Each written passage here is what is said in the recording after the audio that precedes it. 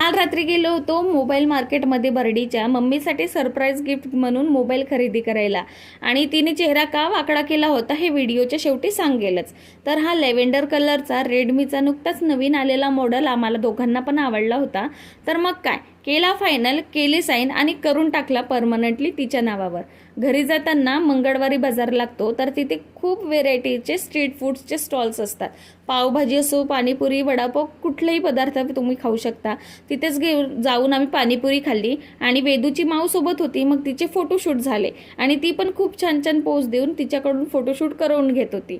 घरी जाताना ताजुद्दीन बाबांचा हा दर्गा आम्हाला लागला होता, पण आम्ही जाऊ शकत नव्हतो कारण उशीर झाला होता आणि वेदूला जेवण चारायची वेळ झाली होती.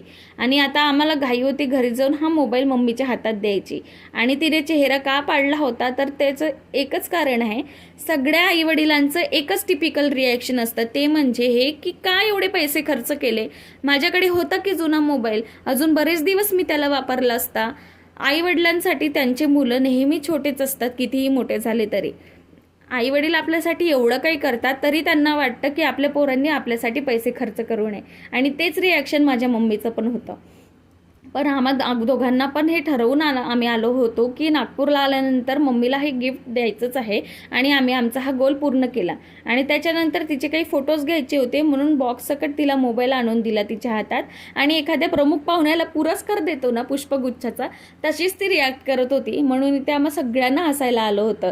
असेच छान ब्लॉग्ससाठी चॅनलला सबस्क्राईब करा. भेटू पुढच्या ब्लॉगमध्ये. बाय.